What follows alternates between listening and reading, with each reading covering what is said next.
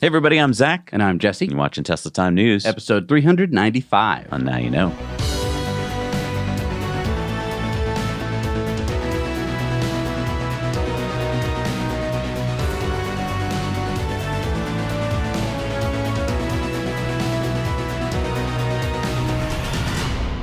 Thanks to Delete Me for sponsoring this episode. Delete Me is a hands-free subscription service that will remove your personal information that's being sold online. Maintaining privacy isn't just a personal concern, it's a family affair.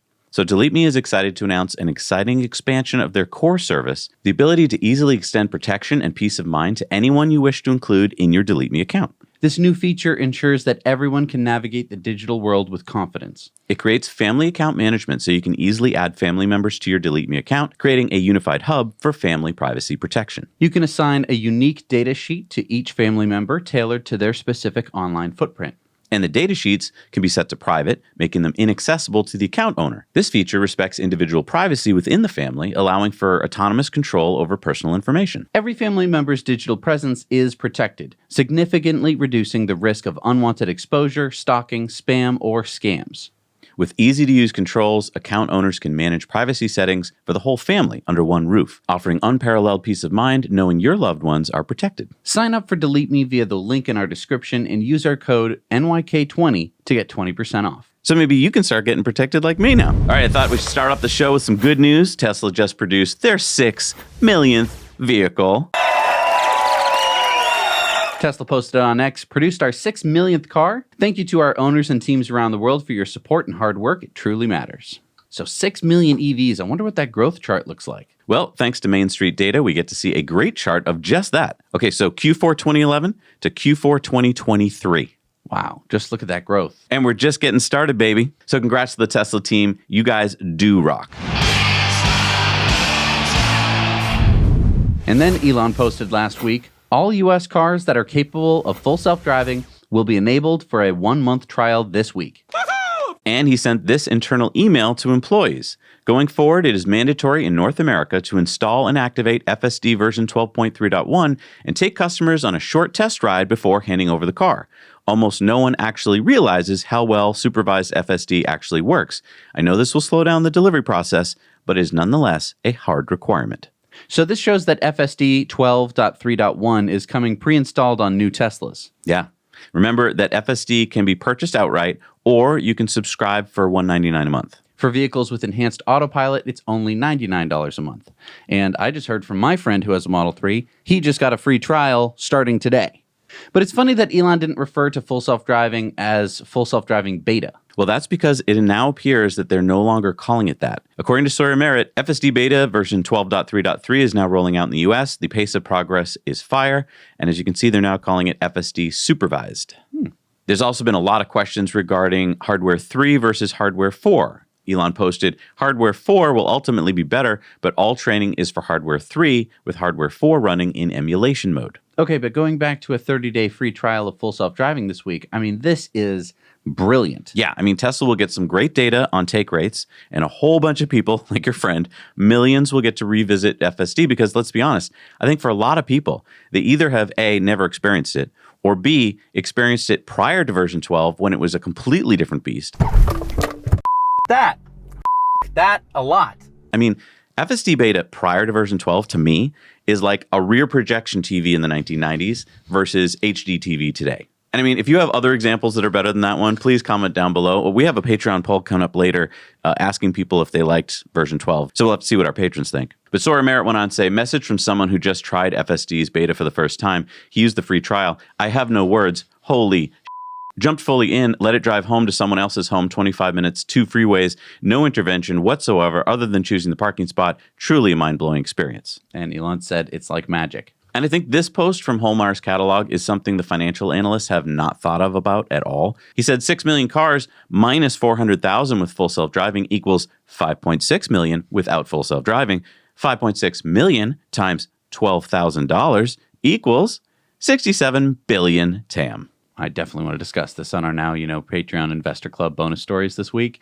All right, let's do it. All right, so AAA just released results from their latest poll asking about drivers' attitudes towards self-driving cars. As you can see here, there was a spike in the number of respondents who said that they were afraid of self-driving cars, from 55% who were afraid in 2022 to 68% in 2023. Afraid? Afraid of what exactly? I mean, there's no truly full self-driving cars yet. I mean, full self-driving beta 12.3, which is the most advanced system, is still only a driver assistance feature. And I mean, yeah, there's like Waymos, but unless you live in one of those cities, you're not going to see them. And most of the time they have a safety driver. Yeah, I mean, I think what this shows is that most people are swayed by news stories about crashes, right? In fact, AAA spokesperson Adrienne Woodland said, the fears are mostly driven by numerous well-publicized incidents where drivers lost their lives in car crashes because they were led to believe their vehicle could drive itself. While there's no vehicle on the road today that can safely drive itself, there are vehicle technologies that can improve driver safety as long as the driver remains fully engaged while behind the wheel. There seems to be a lot of confusion about what driver assistance features from different manufacturers are. Yeah, I mean, in this study, 22% of respondents said they thought that driver assistance systems should have the ability to drive the car itself without any supervision due to names like ProPilot, Pilot Assist, and Autopilot. How many people were polled? 949 people, 18 years or older. They were polled back in January, mostly online, and it's supposed to represent like the American population. I think you would have gotten similar results before any new technology took hold. Automobile 100 years ago, cell phones. Here's a Gallup poll which showed that the moon landing was opposed by most Americans in 1961. It doesn't mean that people are right when you poll them about stuff that they don't know much about or that they have wrong information that they've learned. Also, by the way, is it in AAA's best interest to be positive about self-driving cars and to educate their members? What do you mean? Well, don't they have a vested interest in slowing this down? AAA only gets members who want the service to like help them when their car breaks down, to get a tow truck, or to help them with directions. All these things go away when cars are autonomous. No, that's a really good point. So, I mean, if only a third of Americans thought that the moon landing would be successful, and now only about a tenth would trust full self-driving cars, I mean, maybe that's a really good sign. I think it actually is. Kind of an inverse Kramer. So this is why we follow Elon's X posts so closely. This is Sam Corris from ARK Invest. He said, a humanoid robot is less than a tenth the weight of a car. Can the manufacturing ramp be 10x that of a vehicle? Does that even matter? Seems like the constraint is going to be software capability, not manufacturing capability. Elon said complexity per unit mass is much higher with humanoid robots, but still, I think it ends up costing less than half of a car. K10 says, so $25,000 to $30,000 cost for a humanoid robot? And Elon said less over time. This is what we conjectured on our Tesla bot is coming in depth a year ago. Right, because Tesla is already good at making robots at scale. Their cars are autonomous robots on wheels, and the Optimus robot is a lot smaller. Tesla bot is probably only going to have about 250 pounds of stuff, or less than a tenth. So it's possible a Tesla bot will cost Tesla less than $20,000 each to build when they ramp up to full production in a few years. Just good to see that we're right about stuff. Hey. And while Tesla continues to develop Optimus, it looks like they are also developing a private 5G technology to connect its vehicles and humanoid robots. Pat Ruelke, lead staff engineer, IT manufacturing solutions engineering at Tesla, just posted a job listing on LinkedIn that says, you got what it takes to bring vehicle and Optimus cellular connectivity to the next level? I'm looking for an ace engineer to build a seamless private 5G service in between Tesla products and our private 5G infrastructure. Pushing low latencies and data rates to the limit is guaranteed. Tesla is seeking a highly motivated cellular systems integration engineer for the global IT manufacturing solutions engineering team to deliver a best-in-class connectivity experience for all Tesla vehicles and Optimus on Tesla premises. Now, first of all, Pat, why are you posting this on LinkedIn? You do know that the big guy bought a little social media company called X, which now has job listings? Yeah, way to go, Pat. We're never going to get invited to fly on Starship. But seriously, Tesla cars used to communicate using 3G back in the early days, and then starting in 2015, new cars were updated to 4G LTE. Yeah, the problem with 4G is that it has rather large latency of between like 20 to 30 milliseconds, which may sound low when making a phone call or texting, but it's nowhere near as low as the 5G latency, which can theoretically get as low as 1 millisecond. If you're commanding a car or a humanoid robot, in or out of a factory, faster communication is obviously better. So I just want to point out that Pat was actually one of Elon's 25 Guns task force engineers for 2 years. For those who don't know, this is the group of engineers that Elon calls on to solve the really tough problems at Tesla, like when he was trying to get the Model 3 production line up and running. Pat speaks 5 languages and has worked at Fremont and Giga Berlin. And Pat's final thesis after his internship at Tesla back in 2015 was Smart Factory at Tesla Motors. So you're saying Pat probably is going to ride on Starship? Yeah, I think Pat is definitely one of Tesla's key team members. Pat did post this on X a year ago. Tesla VP Tom Zhu stating the importance of private 5G for manufacturing and that Tesla will roll this out globally. Keyword, manufacturing. Yeah, it's all about the machine that makes the machine. Get it? So when Elon visited Giga Berlin a couple weeks ago, he met with the Brandenburg state government, and according to economics minister George Steinbach, Elon Musk has made it clear what he expects from us. In his words, you absolutely need to find a way to apprehend this attacker. People shouldn't be left with the wrong message if they escape capture. Steinbach went on to say, we were able to tell him that we were very happy that the federal prosecutor's office had taken over the case. After all, they have the manpower for something like this. He definitely found that to be confidence building. So this is incredible to me that Elon had to urge the German government to go look for and catch criminals who set fire to an electrical pylon and who took down the electrical grid for a week. And not just affecting the Tesla Gigafactory, but thousands of residents and businesses for miles around. Yeah, I mean, it's kind of weird to me that Steinbeck said this. We managed to convince him that Tesla needs to make some major changes to its public relations strategy. They need to be much more open and become a bigger part of the community.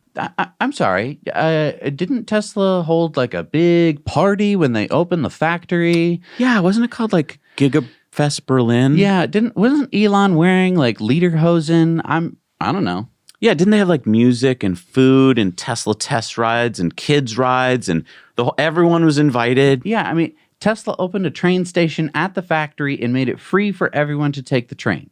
And I mean, on X, Tesla is constantly posting about milestones and accomplishments at Giga Berlin. It just feels so unfair that the government seems to constantly demand that Tesla go above and beyond, while big automakers like BMW, Mercedes, and VW get to pump out diesel pollution machines. And this idea of like, well, Tesla needs to work on their public relations strategy to avoid crime happening to them? Is that not the same as, well, you shouldn't have been wearing such skimpy clothes? No! What the hell? Hey, would you guys help us out and hit the like button? It really makes a difference. No, right now. So Tesla Europe posted, delivered our 200,000th Tesla in the UK. Thank you to our owners. Your Ace 100. Tesla is the leading EV maker in the UK, which includes England, Scotland, Wales, and Northern Ireland. Tesla had a 14.9% market share in 2023, according to EUEVs.com. The Model Y was the best-selling EV in 2023 in the UK, with 35,899 sold. Now, if we include gas-burning cars, the Ford Puma was the UK's bestseller in 2023 with 49,000. But it is a much cheaper car with starting price of just £25,000. That's about £20,000 less than the Tesla Model Y. Still, the Model Y makes it onto the top 10 list at number 5 against all cars in the UK. And not to be outdone, Tesla Australia and New Zealand posted 100,000 Tesla vehicles on the road in Australia. And Tesla's head of policy, Rohan Patel, posted, "This is just the start for Tesla Australia and New Zealand. Australia and New Zealand are primed to be big winners in so many ways, from electrifying everything. Big markets in battery storage, residential solar, electric vehicles, and the minerals powering the sustainable energy transition. Roughly 80% of our lithium is from Australia." Wow, 80% of Tesla's lithium comes from Australia. I mean, imagine how much cheaper it'll be for Tesla when companies like Hertz Energy, that we're going to talk about later, are supplying lithium from our neighbors in Canada. Yeah, it's about 11,800 miles or 19,000 kilometers from Giga Texas to Albemarle's lithium in Australia. But it's only 2,200 miles or 3,500 kilometers between Giga Texas and James Bay in Canada that we're going to talk about. So 1/5 the distance to get lithium from Canada. The Model Y was the best-selling car in New Zealand in September in 2023, beating out the Toyota RAV4 and the Ford Ranger. And in February, the Model 3 became Australia's third best-selling vehicle with 3,500 units sold. As Rohan says, this is just the start for Tesla in Australia and New Zealand. All right, it's time for the Cybertruck Roundup. Yeehaw! The Cybertruck Roundup. All right, so Wes Morrill, he's an engineer that works on Cybertruck at Tesla, and he said this about MKBHD's latest video. He said, underrated intro, MKBHD and team. Let's continue your game. Think about this answer. Would you consider the 911 an iconic car? I'd say so, and there's more than 1.2 million on the road. My opinion, but I think Cybertruck has icon staying power. I've personally lived with Cybertruck day in and day out for years, and I still find myself doing the glance back as I walk away from my parking spot. And your comment on steer-by-wire is 100% right. It's ruined driving anything else for me. But let's be honest, it's not just making other trucks feel outdated. I bet you feel the same disappointment getting back into that 911 Turbo S. Yas says, no, sir. No one wants steer-by-wire in a 911 or any sports car for that matter. It's a good feature for big trucks or daily boring cars. Appliances only. It's obvious Tesla engineers are engineers first and car guys second. But here's what I love. Because Elon has said to his team, you can be on X and you can speak out, Wes got back to him and said steer-by-wire and modern power assist steering are both doing the majority of the work for the driver and can have the same responsiveness and road feedback. In fact, you could amplify the feedback if desired. The main difference is that steer-by-wire can have a variable steering ratio, which is better for low speeds. You could make a steer-by-wire system behave exactly like a power-assisted system if that's what you really wanted to do. So what's the reason you think sports cars shouldn't be steer-by-wire? And then Yas responded, if you can engineer a steer-by-wire system with the same or better responsiveness feedback and proper redundancy, including for power, without increasing weight, I'm happy to give it a shot. To be honest, I didn't even like my Model 3 steering. Felt numb, video gamey. Okay for a daily, though. And Wes says, it'll get there. We don't have direct connect throttle anymore, and that's an improvement as well in responsiveness and tunability. He went on to say, direct connection is typically a metal cable run through a flexible housing attached to a cam which pulls the throttle flap open. That valve is held closed by a spring. Lots of chances for friction to cause a delayed response, especially on liftoff. Also, no way to change the pedal map. Modern throttle-by-wire cars have different effective cam shape and size, which you can electronically switch between, for example, between standard and sports modes. So yeah, I just love it now that we can actually hear from Tesla engineers, and we can kind of put an end to that just negative, like, it's not as good as my 911. I'm a car guy, and you should listen to me because I'm a car guy. That somehow makes me more qualified than an engineer who designs real cars. I think we should rename car guys old car guys because they're referring to the way you used to build a car. Well, and it's like with a fighter airplane, no one is going like, you know what? It's not as good as my Spitfire. You know, the F-15, it should have had cables in it instead of fly-by-wire. Sawyer Merritt said Kim Kardashian has posted a set of new photos with her Cybertruck to her 364 million followers. Free advertising for Tesla. Elon said, cool. That's a good shot with the, right in front of the hood. Yeah. I want to take a picture like that. I won't look as good as Kim Kardashian, but, whatever. Jakey says, what a time to be alive. Is that a pool? Kind of looks like a pool. Wow. And Elon said, nice. That would be cool, though, to put a liner in there and make it a pool. And congratulations to our buddy Anwar Beck and his family on getting their Cybertruck a couple days ago. And look at that. I guess Tom Zhu helped deliver it to him. Wow, nice. Anyway, if you want to follow everything that's going on in the world of Cybertruck, go over to our friends at Cybertruck Owners Club. There you're going to find their awesome forums, but also their 3D configurator, allowing you to visualize the Cybertruck in any color, wrap, and logo. And all their tracking spreadsheets so you can see when you're going to get your Cybertruck. So head on over there now. Thank you so much for sponsoring us. It's been an exciting couple of weeks, what with Tesla's FSD 12.3 coming out and the ability to charge Fords and Rivians on Tesla's Supercharger network. Zach and I tested if we could supercharge the Ford Lightning and the Rivian R1T, and you can see that over on our In-Depth, which we released last Friday. So some of the comments were like, why didn't you watch Kyle Connor's video first on Out of Spec to learn how to do it? Well, Zach actually did watch Kyle's videos because Kyle is, let's face it, an expert on this thing. But I wanted to see what the experience would be like as an average Ford or Rivian driver who doesn't spend hours researching and making playlists and doesn't know about plug and charge and how to do it. I wanted to see if the screen on the Ford would tell me what to do or the Ford app would tell me what to do. And it doesn't. So I just sat there and I figured it out how to do it on my phone, which is different than one of the ways that you could do it otherwise. And we haven't gotten the CCS adapter from Ford or Rivian yet. The CCS to Tesla adapter we used was from Lectron, and we reviewed that also for you on our Now Let's Review channel. So if you're a Rivian or Ford owner who would like to supercharge, go check out those two videos. Even if you're not a Rivian or Ford owner, you may want to see what the experience will be like and why us Tesla owners may be losing more supercharging spaces than we thought. We want to thank Hertz Energy this week for sponsoring the show. We just published a great interview with the founder and CEO of Hertz Energy, Kyle Mahi. So there's a bunch of really exciting lithium discoveries taking place up in what's called the James Bay region of Canada.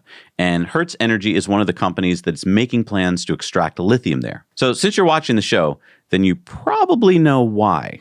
Lithium is such a big deal now and will be an even bigger deal in the next decade. Lithium batteries are in everything from smart devices to EVs to home storage batteries to grid-scale batteries. It's one of the lightest elements and it's very abundant on Earth, but it still has to be found and extracted and refined. And that is where companies like Hertz Energy come in. Now, we're not financial advisors. Investing is risky business, so do your own research before investing your hard-earned cash.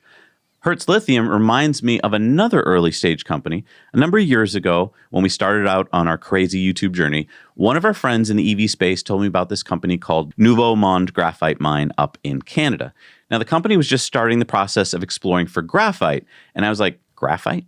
That sounds boring, like the graphite in pencils.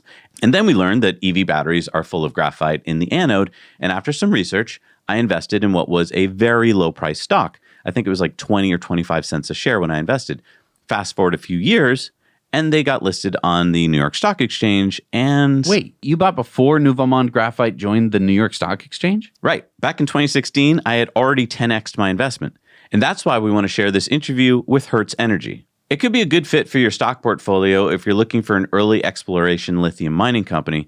It is high risk, but potentially really high reward.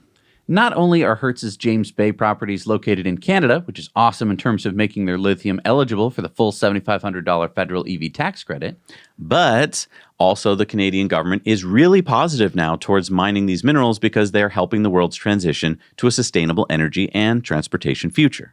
And being in the James Bay region where lots of other lithium is being found means that there's going to be lots of infrastructure and expertise in the area to help get it out of the ground, refined, and transported. And speaking of refining lithium, which Elon said himself is like a license to print money, Hertz Energy has partnered with Penn State University, the College of Earth and Mineral Sciences, which has a patent-pending breakthrough technology that offers a way to extract the lithium directly from alpha-spodumene with recovery of up to 95%.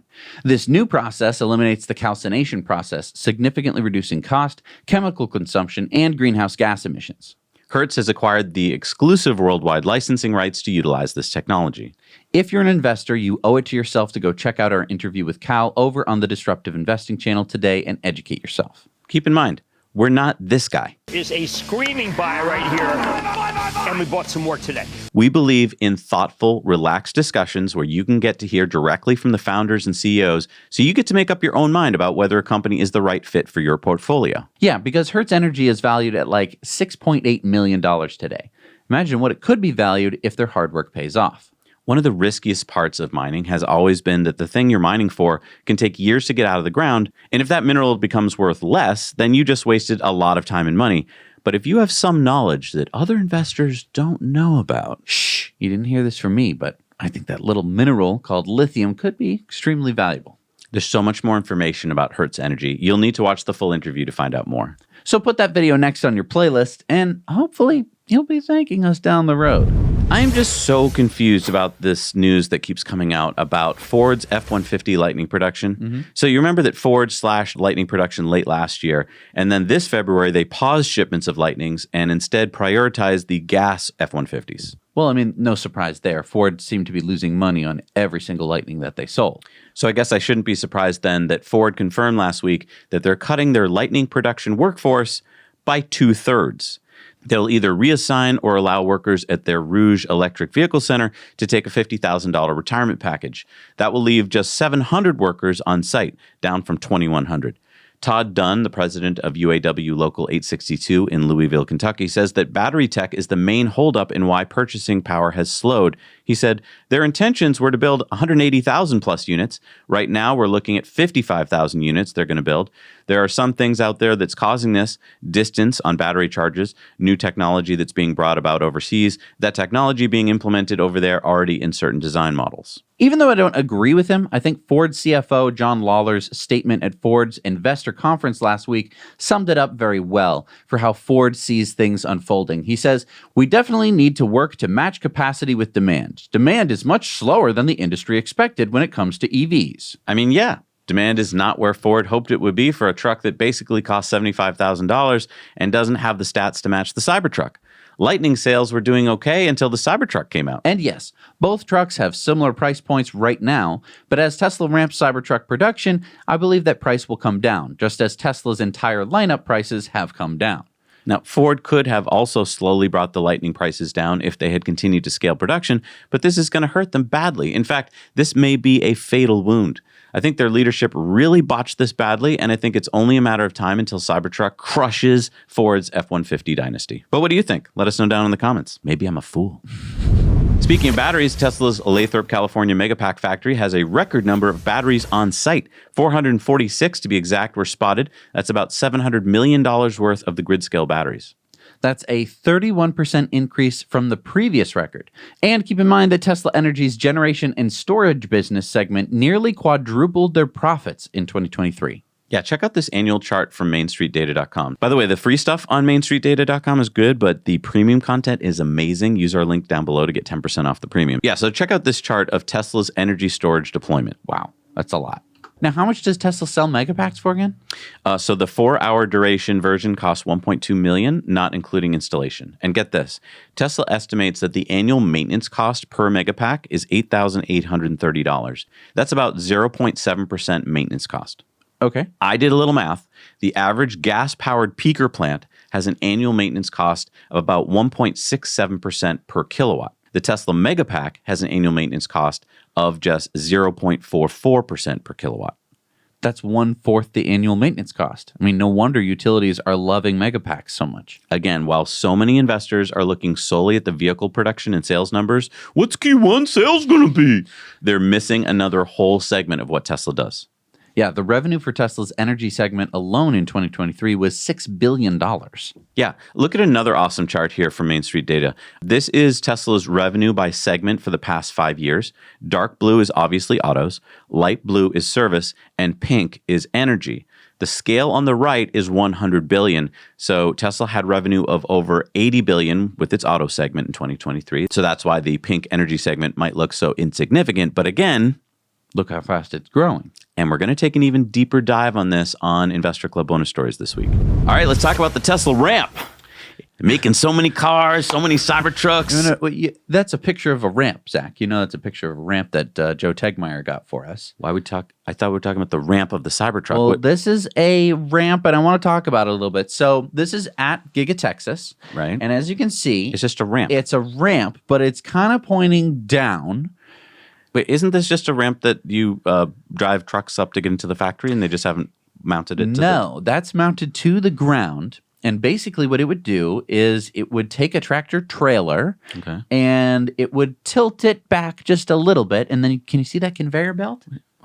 What? Why? I think that Tesla is developing a new method, or at least new to me, method for unloading tractor trailer trucks. Okay, hang on though. Right next to this is a typical loading bay where you drive in a forklift into the back of a truck. And you can see that little ramp there that it has. It lowers down and locks into the trailer so that way the truck can't drive away with a forklift driver in it. Okay, but we've been doing it this way for years. Why not just continue doing it this way? Well, if you have a typical semi-tractor trailer truck that backs up into the thing and the gate goes down, there's a bunch of manual work that needs to go into that, but then you have to have somebody with a forklift go in, grab hopefully pallets, because if it's just cardboard boxes, you can't use a forklift. So you drive in a forklift and you drive out one pallet. Then you have to drive back in and take out a pallet and do this over and over again. Then when you're done, you've got a bunch of pallets. Now the pallets could have anything on them from, tools and machinery to boxes full of stuff. That means that you somehow have to unpack this stuff and get it ready to be manufactured into a Tesla. Let me get this straight. So you think this tilts the back of the tractor trailer in so that when you open that gate, like things just like golf balls just like flow into the factory? I'm thinking it's golf ball sized. Okay. Just based off of, I don't know. I think that it would have to be round in order to roll. And then I think that basically you'd open the back doors of a tractor trailer truck. There'd be like a false wall that would kind of guide everything onto this conveyor belt. But then see what you can do is nobody else needs to be involved. All the stuff flows onto the conveyor belt. The conveyor belt takes it to wherever it needs to go into the factory and it goes straight to the robot. I want to go one step further because I think since they're probably not using a lot of golf balls, I think maybe inside the bed of that truck could be a conveyor belt itself so that you're right. When you get there, the back of the truck opens up and the inside conveyor belt in the truck just conveys things onto the conveyor belt in the Gigafactory. But then you don't need the ramp.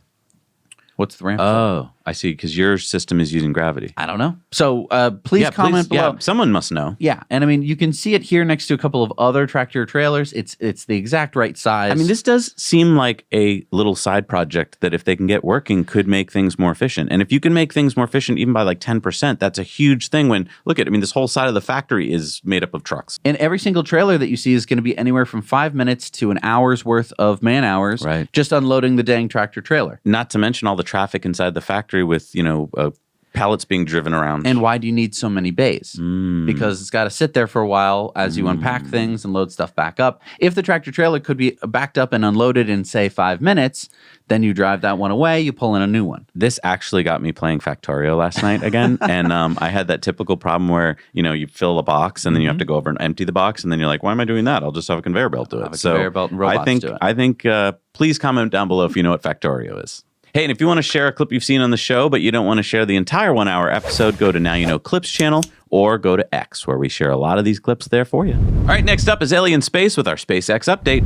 Well, Zach and Jesse, here's your SpaceX update from the past week. We now have a better idea of when the next Starship launch will be and what exactly they're looking to achieve for IFT-4. A lot of these details we actually gleaned from Gwynne Shotwell. She is the president of SpaceX, if you're unfamiliar, and we don't hear her talk a lot, so that was really a treat. She spoke at the Satellite 2024 conference. Here's a clip. We're still going through the data. It was an incredibly successful flight, obviously. We hit exactly where we wanted to go. It was not an orbital flight with purpose. We wanted to make sure we could passively come back on a trajectory that we could count on if we didn't relight the second stage engine a second time, basically, to re-enter. But boost stage was beautiful. In fact, we got the relight of the booster engines to come back. We didn't complete that part of the phase either, but ascent phase was beautiful for both stages. And then we'll figure out what happened on both stages as well and get back to flight, hopefully in about 6 weeks, flight 4, hopefully, at the beginning part of May. And I don't think we're going to deploy satellites on the next flight. Things are still in trade, but I think we're really going to focus on getting re-entry right, and making sure we can land these things where we want to land them successfully. So the goal for IFT-4, which they tried but failed on IFT-3, is to get through max re-entry heating with all systems functioning. This is according to Elon. SpaceX also did some tests this past week, including a static fire of a single Raptor engine using the header tanks on Flight 4 Starship. They also did a full duration static fire of all 6 Raptor engines. So Elon was also interviewed recently on his jet using Starlink, and all of this taking place on X video, and we learned some more details about Starship and the program, which is that they intend to launch 5 or 6 more times this year. Originally, they wanted to launch 9 times, but I think with it already being April, that will be hard to achieve, so we'll be lucky to see 6. So yeah, I will be in Japan for the next 2 weeks. I'm really looking forward to that trip. So hopefully I will be able to do a Now You Know update from Japan. I know you guys will all appreciate that. And I hope that you're enjoying my updates here on Now You Know. If you like them, please consider following my channel, Ellie in Space, and I'll see you next time.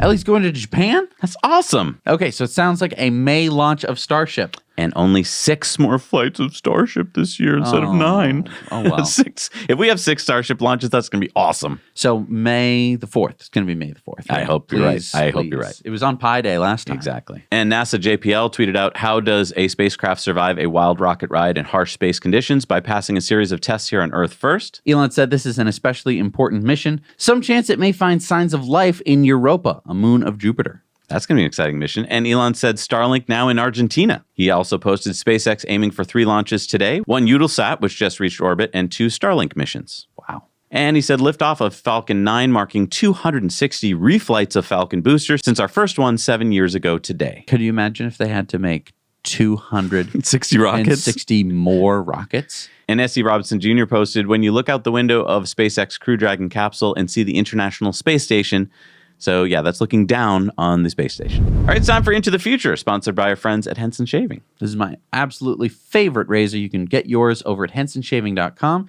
Use the code NOWYOUKNOW at checkout, and you'll get a box of 100 blades for free.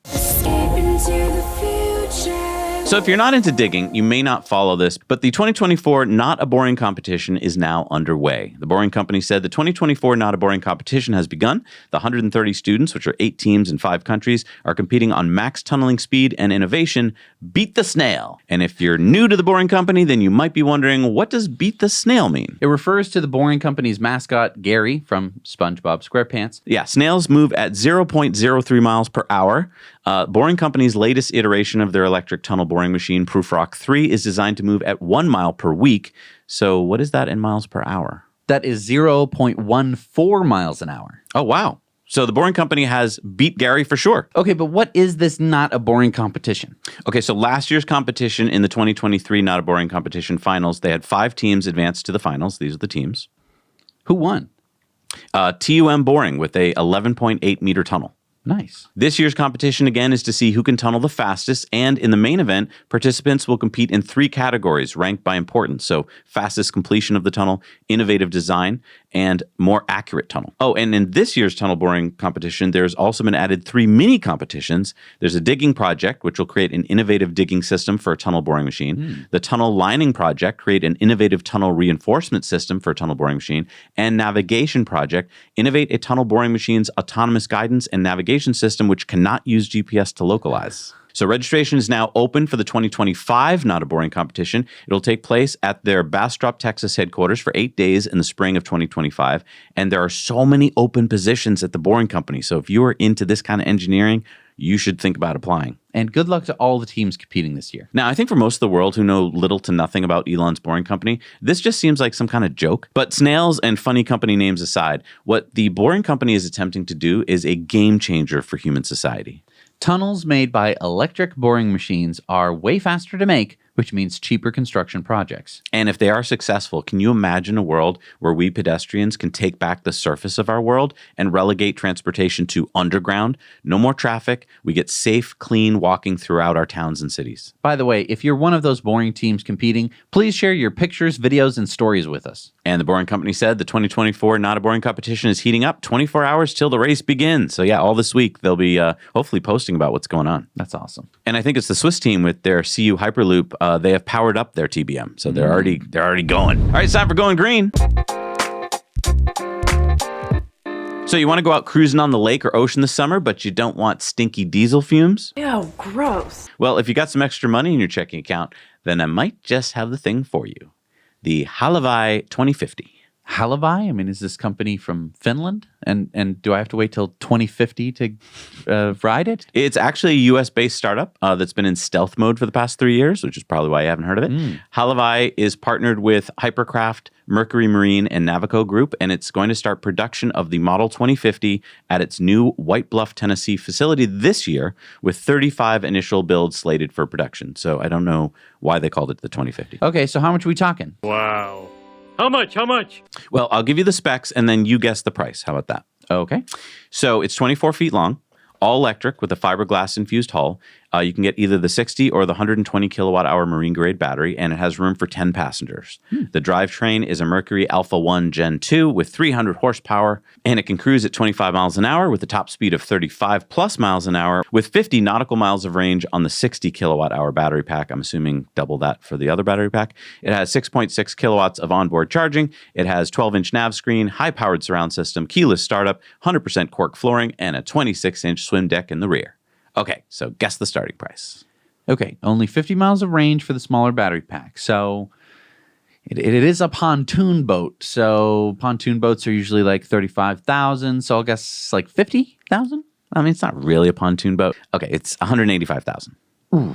Bruh. That seems a little bit pricey for me. I mean, especially for how it looks. Yeah, I mean, I was thinking we should convert a gas-powered pontoon boat to electric and then see how cheaply we could do it, because I bet we could build like 8 of them for this price. But yeah, let us know in the comments if you think that this boat has what you'd be looking for at this price range, because, I mean, I don't own a boat, and I don't have a good sense of what people should spend on boats. I mean, that's not true. I own a canoe.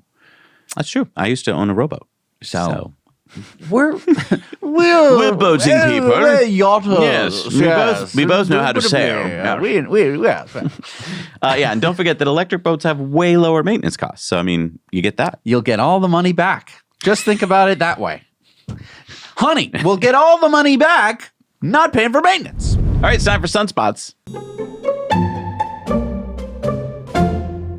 Did you know that all U.S.-made solar panels up until now are actually made with imported solar cells? Wait, what? So a U.S. company takes imported solar cells, I'm assuming from China, puts an aluminum frame around them and glass on top and attaches some wires and calls it made in the U.S.? Yep.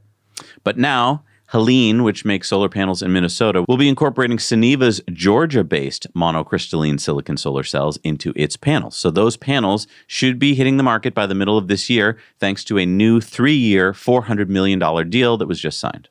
Why is this happening now? Well, solar developers and even us residents can get that 30% solar federal tax credit. But under new guidance published in May of last year, developers can also get an additional 10% domestic content bonus investment tax credit if they use solar panels with U.S.-made cells. And this was new from the IRA, right? Right. This extra incentive seems to be working at bringing more renewable manufacturing back to the U.S. U.S. Treasury Secretary Janet Yellen said last week between 2016 and 2020, nearly 20% of solar manufacturing jobs were lost. Now, though there remain significant challenges, Inflation Reduction Act's tax credits are helping change the game. And if you want to change the game on your house and get solar panels, but you're got a lot of questions, go to our friends at Energy Pal. They can help answer the questions about tax rebates and all that stuff, and they'll do it for free. Let them know that Zach and Jesse sent you. All right, it's time for our video contributor stories. We need your stories. Send them in to us at hello@nowyouknowchannel.com. Make them 2 minutes or less. Shoot them in landscape, good audio, no music, and let's see what we got this week. Robert sent us this update on his 1,000 Tesla wall connectors in 100 days challenge. Let's check it out. Hello, Zach and Jesse. Robert Borkowski here. March 3rd, 2024. I want to give you a quick update about the 1000in100days.com initiative. We are officially going to deliver a 20th wall connector to a lucky new Tesla owner here in Virginia. So here I'm at Tyson's Corner. We have a beautiful Cybertruck. So yes, originally our deadline was to get this 1,000 wall connectors by the end of 2023. We as a Tesla community decided to keep it going as long as the Tesla referral program allows us to do it. We'll continue until 2024. Well, at least until we get 1,000 wall connectors. The Tesla community is unbelievably awesome. So we have 200 wall connectors ready to found a new house. So we need the community overall to get the word out, request a referral credit to place an order for your Tesla. And by doing so, once you accept your vehicle, we give you a free wall connector. Now you know. Thank you, Robert, for doing that. That's amazing. And the fact that it's working. What a great community we have. All right, it's time for our Patreon bonus stories. We got tons of bonus stories this week. We got Investor Club bonus stories. We got the disruptive investing video. I mean, we do so much stuff here. Please just support us. Please head over to patreon.com/nowyouknow for as little as $1 a month. You get so much. We'll see you there.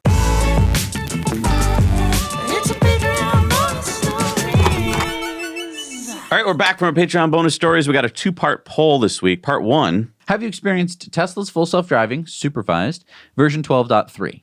Looks like half of our patrons have, so that's good. And I asked that you only answer the second part if you knew what you're talking about. Sure. So please only answer if you've done it. What did you think about full self-driving 12.3? And 78% of people said that it was amazing, definitely a step change from previous versions. 0% said that it was worse. Wow. So that's some good data. 0% on a poll. Yeah, I've never seen that That's before. amazing. Nobody clicked it. I wouldn't have expected it, but I mean, that's awesome. What great patrons we have. Yeah. Because a lot of times when you see a poll online, people just click. Right. You have to. How many things can I click on? You have to filter out crappy data. We get good data.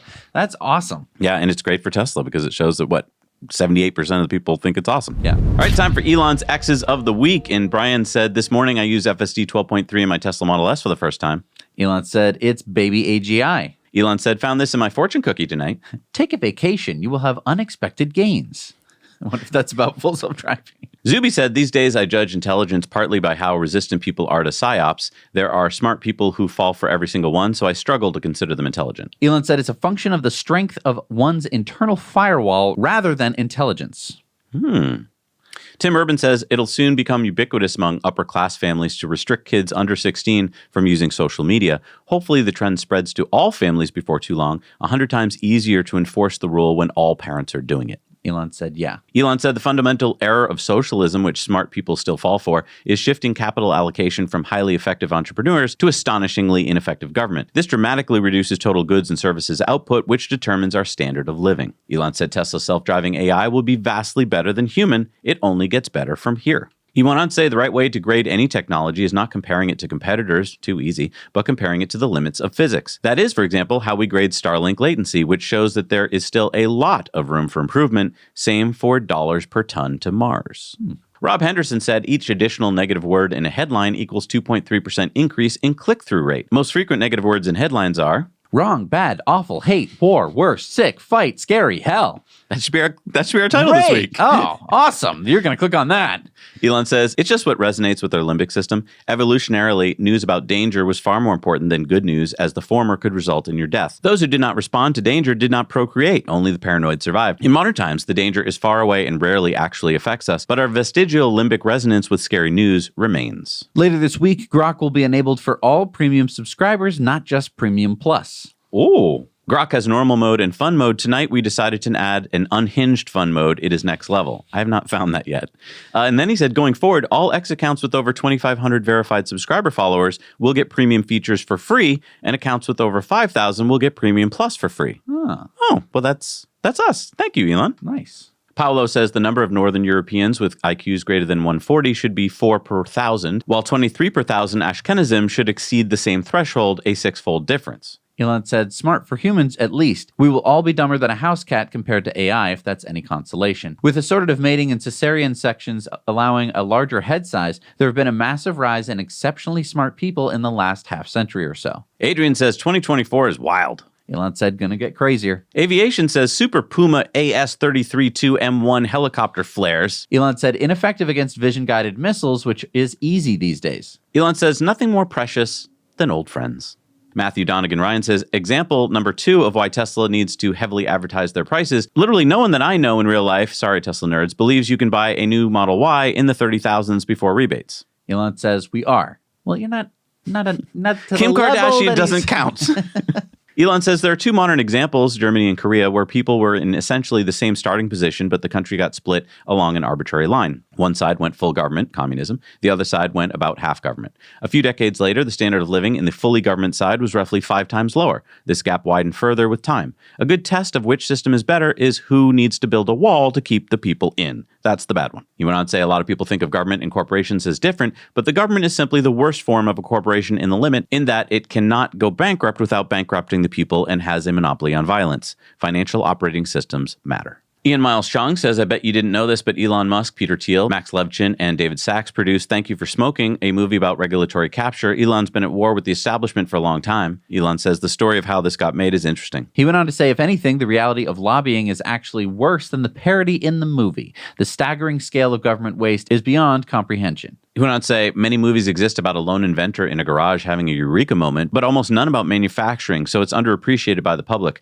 Compared to the insane pain of reaching high-volume, positive margin production, prototypes are a piece of cake. So is he downplaying Iron Man, even though he gets compared to Iron Man all the time? He's like, yeah, the crazy guy in his whatever. It's all about manufacturing. He went on to say, I favor empathy, but the assumption that empathy will always be reciprocated is false. Godsad said, hence, suicidal and misdirected empathy is likely to be the topic of my next book. Elon said, great, a future with more empathy would be wonderful, but this can only be done from a position of strength. If the weak favor empathy, but the strong do not, the weak will be enslaved or killed, as happened with the pacifist Moriori. Josh says in another time and in another place, the U.S. built the Empire State Building, the world's tallest building at the time, in a bit over 13 months from start to finish. Elon said, now any major construction project in America is borderline illegal. If you reuse the truss steel that fell, it could be functioning in 3 to 6 months. The repair should be put to commercial bid with a massive incentive for early and safe completion. And of course, we're talking about that bridge collapse in Maryland. Tara Bull says, breaking. FTX founder Sam Bankman-Fried sentenced to 25 years, significantly less than the 40 to 50 years that federal prosecutors wanted. Charges against SBF for making illegal campaign donations were dropped. And Elon said, indeed. Dan says, it seems Mark really thinks he's some sort of vigilante and the only one who ever disagrees with Elon on X. Elon says, people trash me all day. It's fine. Mark Cuban is a crybaby. The Rabbit Hole has this quote from Noam Chomsky: state propaganda, when supported by the educated class and when no deviation is permitted from it, can have a big effect. Elon said, insane that the legacy media has opposed doing research and critical thinking. Elon said, only 379,000 births in Italy for 2023, the lowest annual figure since the country's unification in 1861. Jeremy says, are medical studies being written with ChatGPT? Well, we all know that ChatGPT overuses the word delve. Look below at how often the word delve is used in papers on PubMed. 2023 was the first year of full ChatGPT. And Elon said, delve. And then Francois says, we really haven't thought through the long-term negative externalities of LLMs. And Elon says, ask an LLM to delve into it. Elon said, humans are weaker and slower than other mammals. If it were not for intelligence, we would have long since died out. Intelligence has obviously been the primary evolutionary vector for humans. What is underappreciated is how much happened in the last 10,000 years. There was an intelligence explosion about 6,000 years ago with sudden development of writing, agriculture, elementary math, etc. All that said, our little meat computers are just the biological bootloaders for digital superintelligence. David Sachs says, even though the mainstream media is widely distrusted, it can still create new hoaxes faster than independent media can debunk them. And Elon said, true. Well, the hoaxes are debunked fast on this platform, but not everyone is here. Still a lot of people living blissfully in the Matrix, believing what the legacy media spoon feeds them. All right, it's time for Community Mail Time. And remember, share your stories, your photos, and videos with us at hello@nowyouknowchannel.com. Now, before we get into this, a quick PSA for engineering students. X posted on the Careers channel the X Developer Challenge. Yeah, the X Developer Challenge will start on April 20th at 10 p.m. Engineering students who wish to participate must register by April 8th. Participants must be 18 years or older. They must be able to travel to the company's headquarters in San Francisco. And X states that no more than 4 people will be on one team. And we'll put the link down below so you can go check it out. All right, so Boris spotted this Rivian R1T in Mississauga, Ontario, Canada. Rafael saw this MG EV in Antwerp, Belgium. Ivan spotted the Cybertruck towing a trailer at the DMV in California. I'd like to register my Cybertruck. What? I don't think you can. Ed spotted these Cybertrucks in Pasadena, California. Jason saw this Ford Mustang Mach-E at the Hertz car rental in Bush International Airport in Houston. Craig came across this GMC Sierra EV pickup at the Nashville Zoo. Andrea saw this VW ID7 at the Volkswagen dealership in Trento, Italy. Cliff spotted these Cybertrucks at Rudy's Barbecue in College Station, Texas. Jonathan saw these 2 Highland Refresh Model 3s in Phoenix, Arizona. Ed spotted this black wrapped Cybertruck in Monrovia, California. That looks sweet. Jeff saw this pink Model 3 in Salt Lake City, Utah. And Chris sent us this updated picture of the Tesla diner under construction in Santa Monica, California. Oh, that's going to be so fun. It's going to look really good. All right, it's time for the EV tip of the week. And Jim sent us this Tesla tip about setting the hatch opening height on the Model Y. Let's talk about the rear hatch opening in a garage for a moment. So if you look right here on my car, you'll see a nice little chip in the paint. I learned the hard way because when I opened up the hatch, while it was in the garage, bang, it hit up there. Now you notice I have a lot of clearance right now. The problem with that is that I hit my head whenever I come under the hatch. So what I have to do is I have to grab the hatch with my hand and I have to move it to where it's very close. Press and hold this button until you hear the ding. All right, now when I close it, and then I open it again, it should go back to that same height, which now it's better, but not perfect. Still, I would rather lightly brush my head here as opposed to keep denting my car. Thanks, Jim. I didn't know about setting the trunk opening height. Now you know. All right, let's see what we got for Supercharger reviews this week. Hey, it's John. I'm here in Jasper, one of Canada's oldest and most popular national parks. And I am here at the supercharging station, which has 8 Tesla stalls, along with 3 generic charging stations. And I have to give this station a 10. We're right on the main drag of Jasper. You've got restaurants, you've got shops, you've got pubs, you've got outfitters. everything, accommodations, everything you could possibly want in one of Canada's most beautiful national parks, right in the heart of the Rocky Mountains. This has to be a destination for you. You've got the chargers, come see it. Hey Jesse and Zach, we are here at the Supercharger station in Modi'in, Israel, on the way from Jerusalem to Tel Aviv. And this is personally the first time I'm charging a Tesla with my friend's Tesla here. And it's closed as you see right now, but it's in the middle of a beautiful shopping mall, so you can get everything. It's right off the highway from Jerusalem to Tel Aviv, so it's actually in a really good location. And there's plenty of space, 1, 2, 3, 4, 5, 6 stalls. It's apparently the version 3 stalls, because I just checked the car and it says 228 kilowatt hours. So honestly, since it's my first Supercharger experience, I can't really give it any score, but I'll give it a 10 out of 10. Now you know. Hey, Zach and Jesse. This is Joe. I'm the president of the Tesla Owners Club for San Joaquin Valley. I want to give you a little bit of update here in Madera, California. We have an awesome Supercharger with like 1 million places to eat. You got Cinnabon, Pizza Hut, KFC, Western Union, a check cashing place. And get this, if charging is not enough for you and you can't find your snacks at all these great food places, then all you can do is take a little bit on the putting green. Yeah, that's right. For whatever reason, there is a putting green here. No idea why that's here. But yeah, that's here. Anyway, I'm gonna go ahead and give this one a 10 out of 10 because you're putting. Why not? And the Superchargers are all awesome, and they even got a few of these forward-facing ones for people who are not backing in, and it looks like they have one set up for future prospects. Maybe it's all separated out here. Anyways, here signing off at the Madera Supercharger in California. Now you know. Hey, Zach and Jesse. Morgan here, coming to you from Squamish, British Columbia at the brand new 12-stall V3 Supercharger. This is the one on the other side of the highway. There's an older one. This is the new one. Mini stalls here. No Teslas at the moment, but really great to see. There's a couple places to eat just behind me there. There's a Dairy Queen and a couple other little restaurants around, and there's a Home Depot across the street. And it's also pretty close to the middle of the Squamish downtown, so lots of things to do here. Just came down to give it a review with my friend who writes reviews on unfinishedman.com. Great stuff. He's done lots of EV reviews, really insightful. So if you guys would like to have more information on that, just check out that website and search for some of the EVs. Thanks. Now you know. What, we got 3 10 out of 10s? That's pretty good. Wow. I mean, putting green, of course, you got to give that a 10.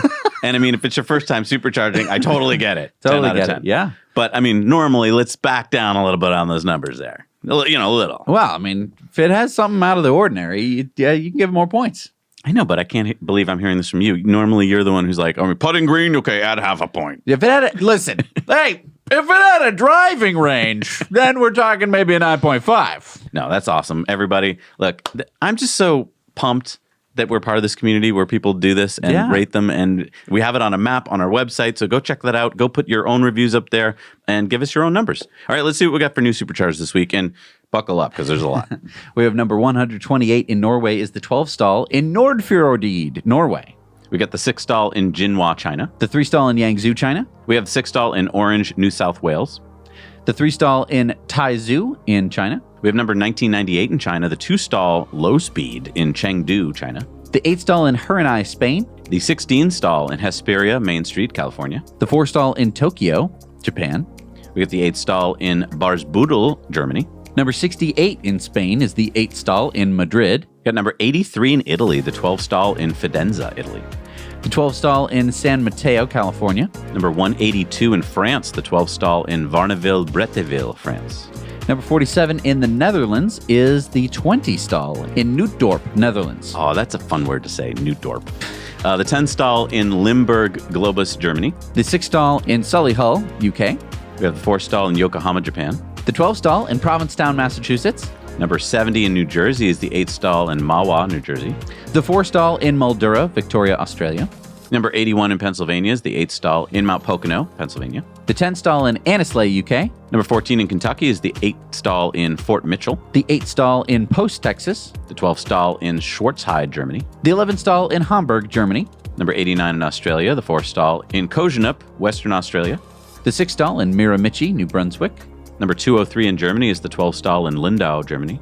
Number 72 in North Carolina is the 12-stall in Franklin, North Carolina. The 16-stall in Melbourne, Florida. The 8-stall in Anderson, California. Number 134 in the UK is the 16-stall in Larkhall. Number 37 in Austria is the 4-stall in Wels, in Austria. Number 49 in Massachusetts is the 12-stall in Linfield. Number 217 in Canada is the 20-stall in Mississauga at Vega Boulevard, Ontario. The 20-stall in Hayward, California. Number 445 in California is the 12-stall in San Juan Capistrano. Number 15 in Thailand is the 4-stall in Chumphon, Thailand. Number 158 in Florida is the 12-stall in Destin, Florida. Number 22 in Alabama is the 12-stall at Orange Beach. Number 160 in Texas is the 12-stall in Mercedes, Texas. Number 46 in Ohio is the 8-stall in North Canton, Ohio. Number 111 in Japan is the 6-stall at Yokosuka, Japan. And number 60 in Illinois, number 2229 in the U.S., number 6235 in the world is the 8-stall in Vandalia, Illinois. Woo! 395 episodes in a row. And we couldn't have done it without our amazing team of editors around the world. Adriana, Brian, Brent, Jasper, Jeremy, Carlos, Coleman, Libor, Lorenzo, Maria, Matthew, Rumiz, Ryan, Scott, Thomas, and Zachary. Amazing work every week, guys. Thank you so much. And remember, we can't do this without your support. So thank you so much to our amazing Patreon patrons who make our independent reporting possible. And also a big hug goes out to Yates and Christina in Colorado this week. Thank you for watching every week. And thank you so much for watching. We'll see you next week. Now you know.